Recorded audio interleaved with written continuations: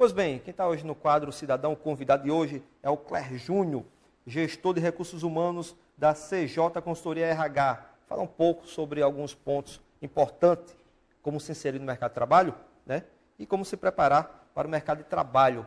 Um tema muito importante e palpitante nesse início de ano, porque, estava conversando aqui com o Cler, todo início de ano é um início não apenas de um ano, mas sim de esperanças, de um novo emprego, de se inserir no mercado de trabalho. Então, a nossa contribuição de hoje é através do Cler Júnior. Bom dia, meu amigo, tudo bom? Bom dia, Eugênio, tudo bom? Obrigado pelo convite. Muito bem, Cler. Já começo dizendo o seguinte, fazendo a segunda pergunta. Como você enxerga o mercado de trabalho neste ano de 2021? Bom, Eugênio, esse mês de janeiro, como você mesmo disse agora, é um mês que nos traz muitas expectativas, né? Nós planejamos algumas metas, seja voltar para a academia, melhorar a alimentação, conseguir um emprego, né? E é interessante que a gente consiga alcançar esses nossos objetivos para que a gente não venha se frustrar, né? E janeiro, é fato que janeiro é marcado por essa grande procura de muitas pessoas por uma oportunidade no mercado de trabalho, por uma recolocação profissional, né? E mesmo diante de um ano atípico, cheio de dúvidas e incertezas que foi 2020, né? E que ainda a gente está sofrendo alguns impactos dessa pandemia, a gente pode esperar de 2021 um ano de boas expectativas para quem está em busca de uma oportunidade no mercado de trabalho, né? Muito bem. E, Cler, eu estava pensando o seguinte, olha, você vê que em meio a uma pandemia, o Brasil 2020, eu entrevistei aqui vários secretários de receitas e outros segmentos, municipal e estadual, e ele dizia o seguinte, pasme, o mês, que eles fazem comparativo mês a mês, ano a ano, né? Isso ano passado, 2020, o mês de agosto de 2020, a gente lucrou muito mais, arrecadou, do que agosto de 2019, que não tinha pandemia. Então, não tenho dúvida que, com fé em Deus, nessa luta de campanha de imunização, o qual nós abraçamos, temos que nos vacinar. O próprio ministro da Economia, o Paulo Guedes, dizia lá atrás, lá no início da pandemia, o mundo só vai começar a aquecer economicamente quando chegar a vacina. Chegou a vacina. Não tem ainda para todo mundo, mas uma hora vai chegar. Então, vamos apoiar. Então, eu acho que 2021, como você bem falou, vai ser um ano, sim, de esperança, porque o mercado de trabalho vai ser aquecido pela economia, com fé em Deus, e teremos, sim, novos postos de trabalho no Brasil todo. Eu acredito muito nisso, Eugênio. E, assim, diante da minha experiência nessa área de RH, diante de conversas também com colegas da área de RH, de gestão de pessoas, a gente já vem observando o aquecimento do mercado, um aumento nas oportunidades de emprego desde o final do ano passado, né? E a tendência é que esse 2021 continue com essa perspectiva positiva, né? E isso se deve à questão das empresas já estarem se adaptando a essa nova forma de trabalho, a questão da vacina que chegou aí, inclusive a primeira pessoa foi vacinada ontem, né, que a gente pôde assistir, as empresas implementando novos métodos de segurança, o próprio trabalho remoto, né? Então, é importante que os candidatos, que as pessoas que estão à procura de oportunidade de emprego não desanimem, né? Continuem se qualificando, continuem se preparando, que uma hora essa oportunidade vai chegar. Se Deus quiser. E a outra, Cler, você que tem expertise na área, eu queria saber como as pessoas podem se preparar, né, para serem inseridos ou reinseridos no mercado de trabalho. Bom, Eugênio, o primeiro passo é o mais simples, né? Começar pelo mais simples, que não significa dizer que não é importante, né? Pelo contrário, né? É um dos fatores mais importantes para quem está em busca de uma oportunidade, de uma recolocação profissional, que é a elaboração de currículo, né? Através desse documento, esse candidato, esse profissional, ele consegue chamar a atenção da empresa, do recrutador, e por isso que é tão importante elaborar esse documento adequadamente. Caso contrário, esse profissional ele pode ser eliminado antes mesmo de ser chamado para a entrevista, né? E nós temos esse currículo tradicional, que é aquele que a gente imprime, entrega nas empresas, envia por e-mail. E também tem uma modalidade de currículo que está sendo bastante utilizada nesse período, né, devido também a essa questão de pandemia. Já era uma tendência, mas está sendo bastante utilizado, né, que é o vídeo currículo. Né? Através do vídeo currículo, uma das características boas do vídeo currículo é que o recrutador ele consegue captar informações que, através de currículo tradicional, não seria possível. Né? E que informações são essas?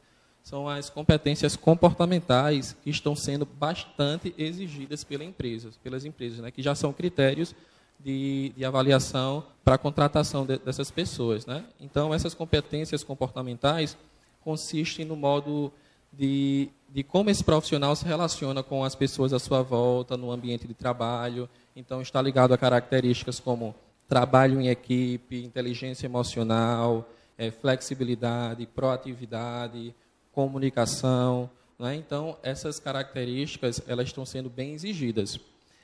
As empresas elas focavam até um pouco tempo atrás nas competências técnicas, né? Então, as competências técnicas elas não deixaram de ser importantes, pelo contrário, são muito válidas ainda e os candidatos têm que se qualificar cada vez mais. Porém, uma dica que eu dou é que as pessoas que estão em busca de uma oportunidade foquem nas competências comportamentais também, porque são essas competências que vão fazer com que esse profissional permaneça na organização e tenha até um crescimento profissional, né? E só voltando um pouco para a questão do do currículo tradicional, né, que eu iniciei, esse currículo ele ainda vai ser muito utilizado, né, por muito tempo.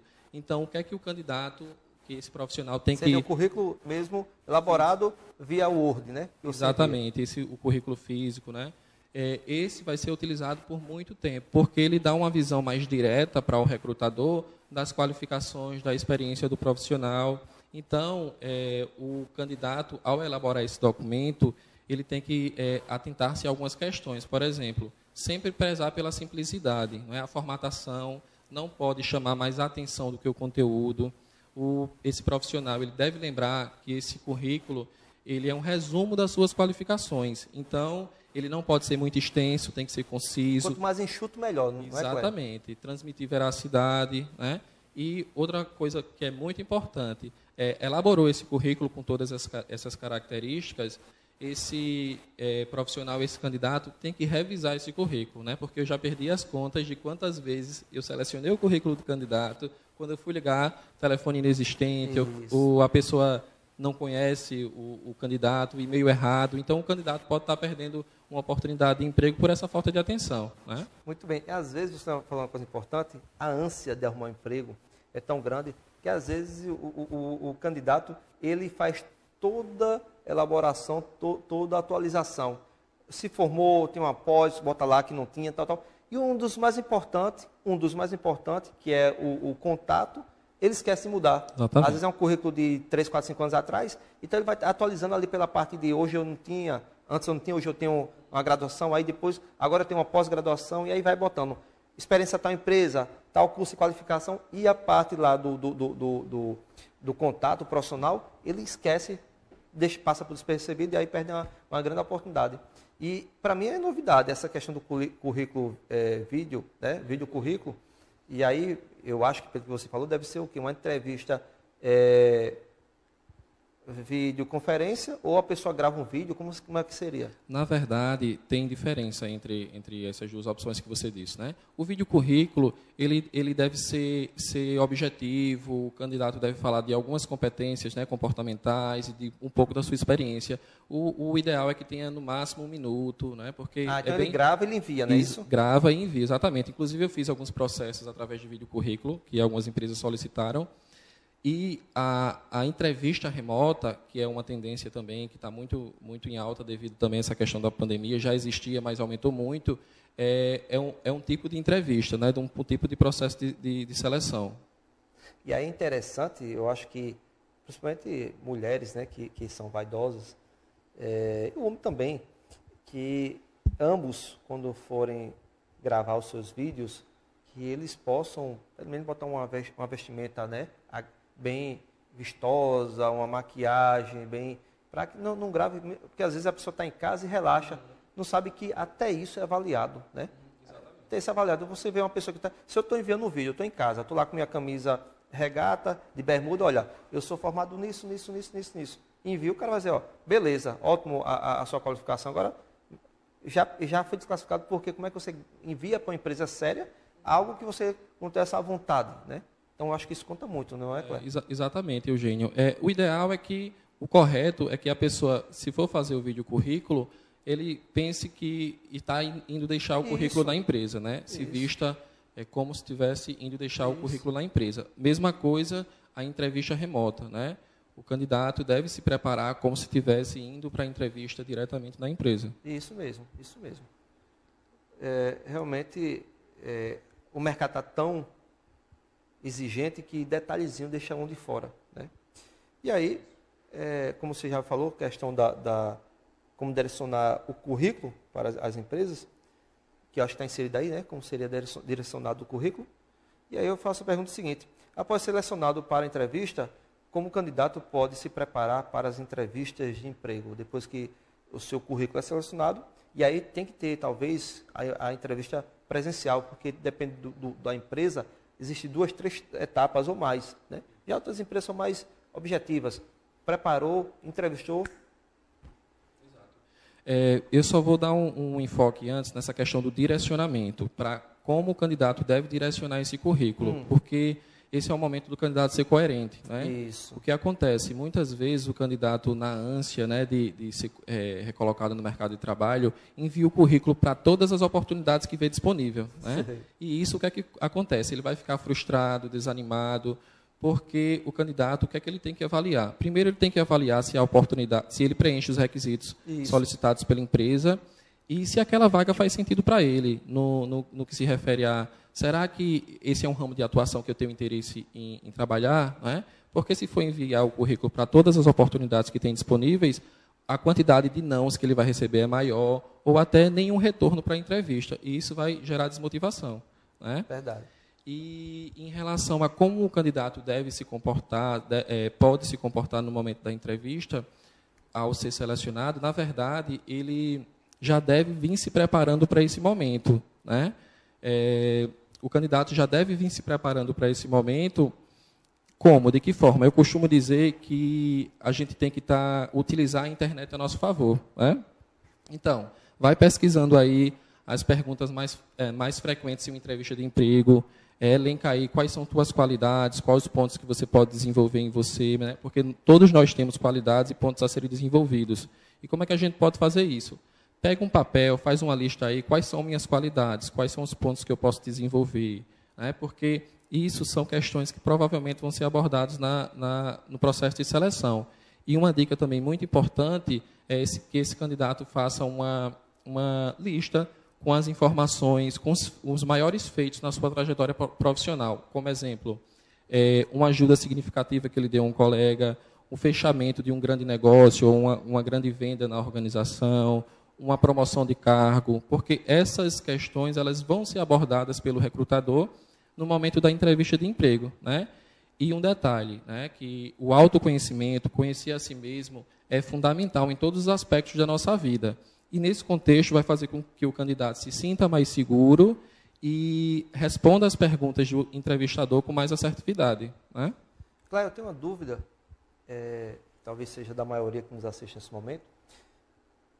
Qual a porcentagem vamos dizer assim, na entrevista e na indicação, desde a entrevista até a vaga? Qual é a porcentagem de responsabilidade, vamos dizer assim, da empresa terceirizada, a empresa da RH, e da própria empresa contratada? Um exemplo, que vai contratar. Um exemplo, olha, você me envia um currículo para a minha empresa, e aí todo o processo de entrevista, 70% é minha responsabilidade. 30% que vai ser da outra empresa. Mais ou menos, deu para entender? O processo, vamos dizer assim, quase tudo quem decide é você. A última decisão vai ser apenas uma entrevista final com o gerente, alguma coisa assim. Então, qual é a questão? Não vou dizer assim de forma, vamos dizer assim, genérica, mas, vamos dizer, na grande maioria das empresas, ela deixa a grande responsabilidade para a terceirizada ou ela chama para si meio a meio, vamos dizer assim, 50%, 50%? Eugênio, eu vou falar sobre a minha perspectiva, né, da minha experiência profissional. Nos processos seletivos, a gente procura sempre selecionar o candidato que mais está adequado às qualificações e aos valores da empresa. Né? Não quer dizer que a questão das competências técnicas e as competências comportamentais, né? Às vezes o candidato tem uma competência técnica muito excelente, né, de cursos, de qualificações, mas muitas vezes a competência comportamental ela se sobressai. Então a gente vai estar balanceando isso. A gente tenta selecionar os melhores candidatos, mas sempre a palavra final, quem vai decidir é a empresa que contrata, né? A gente faz a triagem, seleciona os que estão mais adequados do perfil que a empresa nos passou, e quem dá a palavra final é a empresa. Resumindo, vocês pavimentam a estrada para a empresa dizer, né, agora eu vou passar. Isso mesmo.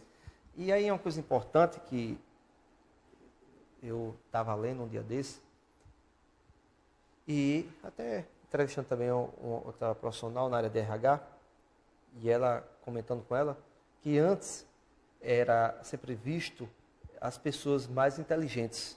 E hoje me parece que é uma tendência nacional e mundial não prezar muito pela inteligência, mas sim pela competência, claro, competência profissional, intelectual, mas também o que está muito mais aí como prioridade é a competência emocional. Porque não adianta você ser uma pessoa inteligente, aí eu domino. Aí vem a primeira responsabilidade, uma empresa, vamos botar aqui, uma multinacional de grande responsabilidade, você foi classificado para assumir a vaga de supervisor ou de gerente. E quando vem a primeira obrigação, né, do tamanho do cargo, você começa a chorar, eu não aguento, tal. Você era um cara totalmente inteligente, mas você, na hora que mais precisou, e às vezes aquele que não era tão inteligente quanto aquele outro, mas tem um nível de inteligência que tem capacidade de assumir o cargo, quando vem o peso, ele consegue, de forma emocional, sobressair muito bem. Você já tinha visto falar sobre isso? Sim, Eugênio. Essa questão da inteligência, né, como você explanou aí, também é muito relativo. Está muito entrelaçado com a questão da inteligência emocional, isso, que está dentro das competências comportamentais que as empresas tanto estão focando nesse momento. Mas é justamente isso que você falou. Nem sempre a pessoa mais inteligente em determinado segmento vai ser a pessoa mais adequada para aquela oportunidade, né? E aí uma dica para quem está nos assistindo, Cléber, e aí você vai ajudar para quem nos assiste e está aí, presta uma seleção de emprego, ou possivelmente mais à frente, quem for, qual a dica que você dá para se comportar, desde da roupa ao mesmo a posição de se sentar, o comportamento mesmo um todo de um classificado diante a pessoa que está fazendo a entrevista, a avaliação? Bom, esse é o momento da entrevista é o momento do candidato manter a calma, agir com naturalidade. A questão da pontualidade é imprescindível, né? Às vezes, o recrutador agenda a entrevista de tal horário, né? Então, não é preciso o candidato chegar 1h30, 2 horas antes, porque se o recrutador pediu para que o candidato chegasse de tal horário, possivelmente ele vai ter alguma demanda, algum trabalho a se fazer, e às vezes pode prejudicar até a dinâmica de trabalho dentro da organização, né? Então, ser objetivo nas respostas, agir com espontaneidade.